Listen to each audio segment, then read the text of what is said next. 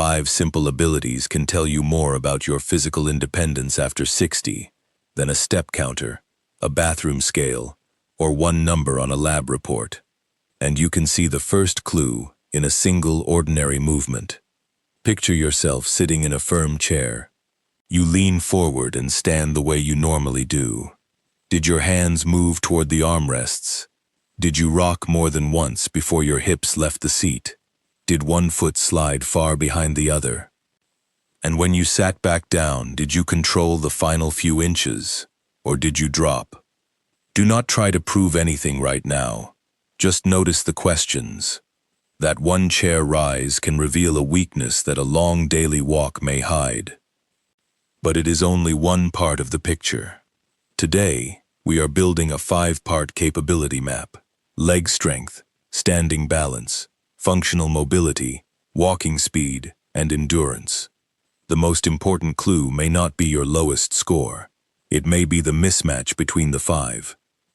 You might walk at a reasonable pace but struggle to stand from a low chair. You might have enough leg strength, yet lose control when you turn. Or you might perform every short movement well, then run out of energy halfway through a normal outing.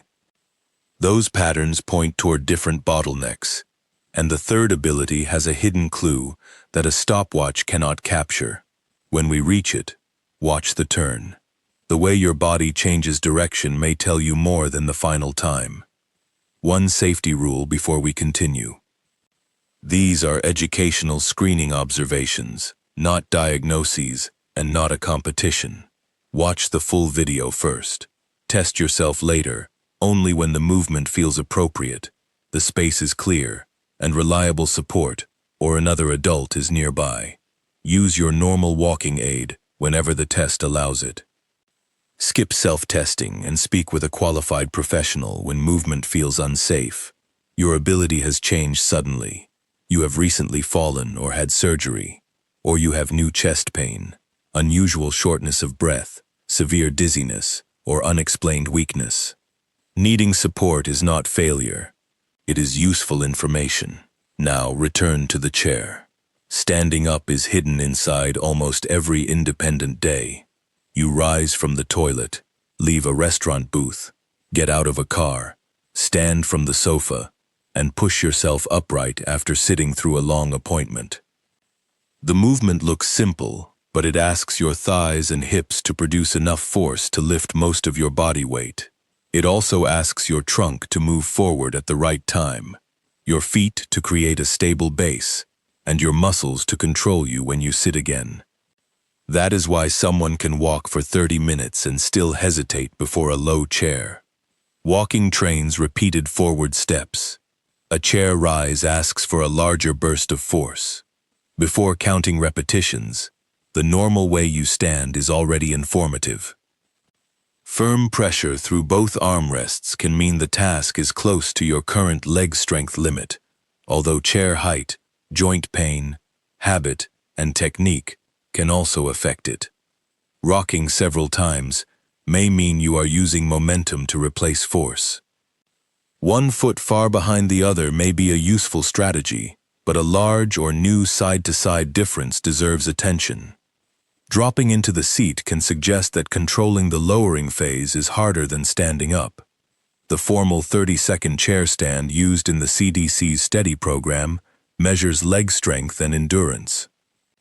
It uses a straight-back chair without armrests, with a seat about 17 inches high. The person sits in the middle, keeps both feet flat, crosses the arms at the wrists with the hands on opposite shoulders, then stands fully, and sits fully, as many times as possible in 30 seconds. In the formal test, the test stops if the person must use the arms, but do not force the formal version at home just to earn a number. If your hands come down because you feel unstable, use them and make yourself safe. The CDC compares results with age and sex-specific reference values. There is no single magic score for every adult over 60, and the number is not the whole result. Notice whether your speed fades sharply after the first few repetitions. Notice whether the knees move inward. Notice whether one leg appears to take over. Notice whether pain changes your movement. And notice whether the chair itself is unusually low or soft, because two people using different chairs are not taking the same test. This ability is really asking one question. How much strength reserve do your legs have beyond the minimum needed to stand once? That reserve matters when the seat is lower, when you are carrying groceries, when you are tired, or when you must stand without carefully arranging your feet first. If chair rising is your weak area, the answer is not necessarily more walking. Appropriately scaled resistance work, supported sit-to-stands, and practice controlling the lowering phase may be more specific. Now here is the first contradiction. A person may perform repeated chair stands reasonably well and still feel unsafe when the feet move closer together. That is because force and balance are not the same ability. Balance is not one muscle. It is a rapid conversation among your vision, inner ear, sensation from your feet and joints, muscle responses, and brain. The CDC's 4-stage balance test makes that conversation progressively harder by narrowing the base of support. The first position places the feet side by side. The second places the instep of one foot beside the big toe of the other. The third places one foot directly in front of the other, heel touching toe. This is called tandem stance. The fourth is standing on one foot. In the formal assessment, the eyes stay open. A trained observer remains ready to assist. Each position is held for up to 10 seconds, and the test stops when a position cannot be maintained without moving the feet or needing support. The formal test also does not use a cane or walker during the stance. That is precisely why this should not become a solo living room challenge. Watch first. If you later try the earlier positions, do it beside a stable counter, with another adult close enough to help. Do not attempt the single leg position alone when you have fallen recently. Use a walking aid, have numb feet, or already struggled with the easier positions. The purpose is not to see how close you can come to falling. The purpose is to find the first position where control starts to break down. In CDC's clinical assessment, being unable to hold tandem stance for at least 10 seconds is considered a sign of increased fall risk. But the body's response may be more useful than the timer. Do your toes claw into the floor? Do your ankles make constant corrections? Does your upper body lean sharply? Do you hold your breath? Does one foot position feel dramatically worse than the other? Do you feel as though the room is moving? Or do your feet seem unable to give your brain a clear sense of the floor? Those are different experiences. They should not all be called simply bad balance. Persistent numbness or reduced position sense can affect the information arriving from the feet. Vision problems can remove another source of orientation. Some medications, blood pressure changes, inner ear problems, joint pain, and muscle weakness can also influence stability. The test cannot tell you which cause is present. It tells you that standing control deserves a closer look. If this is the weak area on your map, safe balance practice usually begins with reliable support nearby. Gentle weight shifts, supported semi-tandem stance, controlled stepping, or a program selected by a physical therapist. Do not begin by closing your eyes. Removing vision can make a balance task dramatically harder. So far, you have seen force while rising and control while standing still. Real life adds a third challenge. You must stand, begin walking, change direction, return, find the chair, and sit down without losing control. This is where the hidden clue appears. The timed up and go test, often called the tug, combines those tasks. The CDC version starts with the person sitting back in a standard armchair. A line is marked 10 feet, or 3 meters away. The person wears normal footwear and may use the usual walking aid. On go, the person stands, walks to the line at a normal pace, turns, walks back, and sits down. The timer stops when the person is seated again. CDC uses 12 seconds or longer as a screening sign of increased fall risk in an older adult. That is useful, but the stopwatch can hide the most interesting part. Watch the turn. Did the person take several small, controlled steps? Or did the feet almost stop while the entire body rotated as one stiff block? Did one foot cross over the other? Did the person reach toward the wall? Did the steps suddenly become shorter near the turn? Was there hesitation before sitting because the person was unsure where the chair was? The CDC asks clinicians to observe slow or tentative pace, short strides, shuffling, little arm swing, loss of balance, using walls for support, and en bloc turning. These details do not diagnose a neurological condition. They show which part of the task deserves closer assessment. This is why two people can finish in the same number of seconds and still have very different mobility. One may stand slowly, but walk and turn smoothly. Another may stand quickly, then become unstable during the turn. A third may walk well until approaching the chair, then misjudge the final steps. The total time blends all those moments together. That is also why a strong chair test does not automatically mean safe mobility. Static strength cannot fully replace dynamic control. If turning has changed recently, one foot drags, steps suddenly become very small, or balance is repeatedly lost in one direction, do not treat it as a home exercise puzzle. Arrange a professional evaluation. For routine practice, turning can be trained safely beside a counter by taking several controlled steps instead of twisting on one planted foot. But the cause matters more than the drill. Now we come to an ability that looks almost too ordinary to measure. Your usual walking speed. Walking speed is useful because it is not produced by one body part. Strength, joint movement, balance, sensation, vision, heart and lung function, attention, pain, and confidence all contribute to it. When one or more systems become less efficient, a person may slow down before describing themselves as disabled. The daily life consequences can be subtle. Crossing a wide street begins to feel rushed. The distance from the parking lot feels longer. You avoid walking beside faster friends. A trip through a large store requires more pauses. None of this proves disease, but a meaningful change in usual pace is worth noticing. A common research method uses a measured 4-meter section, a little over 13 feet, with extra space before and after it. The person begins walking before the first mark, continues at a normal, comfortable pace through the measured section, and keeps walking beyond the final mark, so the timing does not include starting or stopping. Divide 4 by the number of seconds. 4 meters in 4 seconds equals 1 meter per second. 4 meters in 5 seconds equals 0.8 meters per second. A usual gait speed below about 0.8 meters per second is often used as a clinical or research flag. But studies use different thresholds for different purposes, so this is a yellow flag for discussion, not a verdict.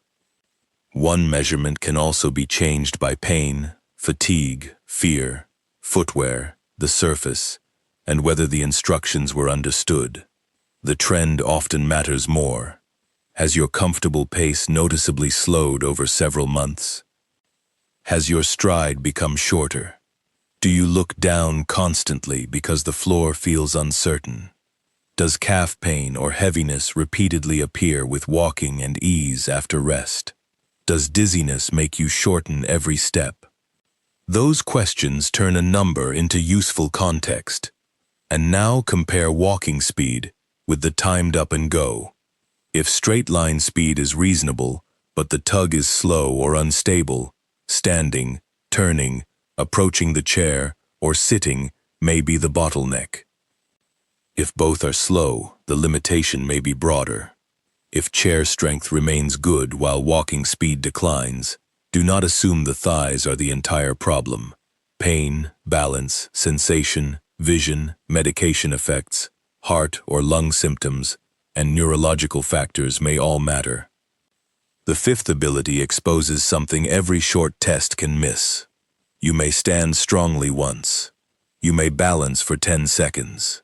You may walk 10 feet, turn, and sit safely. But can your body keep producing coordinated movement when the task continues? That is functional endurance. One practical assessment is the 2-minute step test.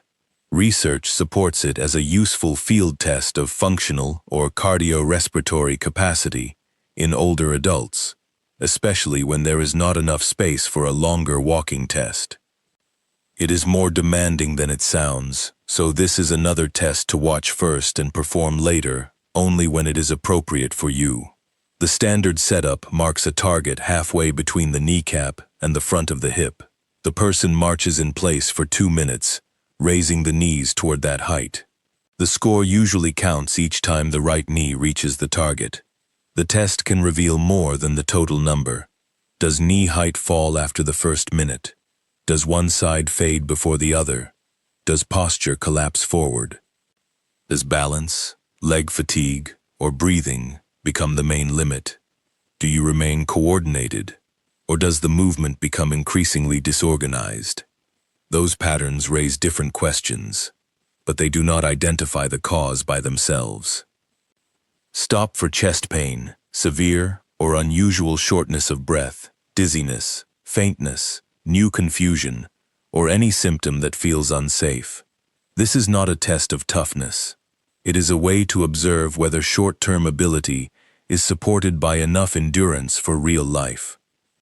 Someone may pass the first 4 checks and struggle here. That person's main bottleneck may be sustained capacity, rather than basic strength or standing balance. Now the 5 abilities begin to work together. Do not think of them as 5 school grades. Think of them as 5 cameras pointed at the same system from different angles. The pattern between them is the real result. If chair rising is difficult, while balance, straight walking, and endurance appear relatively steady, lower body strength reserve may be the main gap. That person may need more specific resistance work, not simply a longer walk. If chair strength appears steady, but narrow stance balance becomes difficult, the weak link may involve sensory input, balance control, vision, vestibular function, medication effects, or confidence. Heavier leg exercises alone may miss the problem. If standing balance looks reasonable but the timed up and go becomes difficult, focus attention on transitions, turning, and dynamic mobility. Standing still and changing direction are not the same skill. If the short tests look steady, but walking speed has clearly slowed, look for the reason behind the cautious pace. Pain, fear, stride length, sensation, breathing, and general health may be more relevant than raw strength. If the first 4 checks look reasonable but the 2-minute step test becomes difficult, endurance may be the first system limiting longer outings. And if several abilities have declined together, especially over a short period, the question changes. It is no longer, which exercise should I add? It becomes, why are several systems changing at the same time? That is a good reason to speak with a clinician who can review symptoms, medications, vision, blood pressure changes, nerves, joints, heart and lung function, nutrition, and overall health. Some changes should not wait for a routine appointment. Sudden weakness or numbness on one side, facial drooping, unusual speech, sudden confusion, or sudden difficulty walking can be warning signs of stroke and require emergency help. Chest pain, major breathing difficulty, fainting, or a sudden inability to move part of the body also require urgent attention. A self-check should guide you towards safer action. It should never delay care. So what should you do with a weak area on the map? Use one simple rule. Train the ability, not merely the test. For chair strength, that may mean appropriately scaled resistance exercises, such as supported sit-to-stands, heel raises, or a program designed around your joints and current ability. For balance, that may mean supported weight shifts, controlled stepping, and an evidence-based balance program rather than risky, unsupported challenges. For functional mobility, practice safe transitions and turning, while addressing pain, footwear, vision, or sensory problems when they are present. For walking speed, work on the reason it has slowed rather than chasing the stopwatch. For endurance, increase suitable activity gradually and consistently, rather than using one exhausting session as proof of fitness. Current public health guidance for older adults emphasizes a combination of aerobic, muscle strengthening, and balance activities. One type does not fully replace the others. And do not retest every day. Daily sleep, pain, stress, medication timing, and fatigue can change performance. Repeating selected checks under similar conditions every month or two can be more useful than turning normal variation into anxiety. The goal is not to achieve a perfect score or pretend aging has stopped. The goal is to notice which part of your independence needs attention while there is still time to respond. Now return to the chair from the opening. You already know that the number of stands matters. But 4 clues are hidden inside that one movement: where your feet are placed, how much momentum you use, whether one side takes over, and whether you can control the descent. There is also one factor that can completely change the result before you even begin: chair height. In the next video, we will isolate the chair rise test and show why 2 people can appear to get the same score, while revealing very different levels of strength reserve, how a soft or low chair can distort the result, and the common technique mistake that makes the test look easier than it really is. Because the important question is not simply, can you stand without your hands? It is this: what does the way you stand reveal about how much capacity your legs still have in reserve? Subscribe to Root Cause Health for clear, research-based guidance about staying strong, mobile, and independent after 60. Your results are not a verdict on your age. They are a map showing where your next useful step may begin.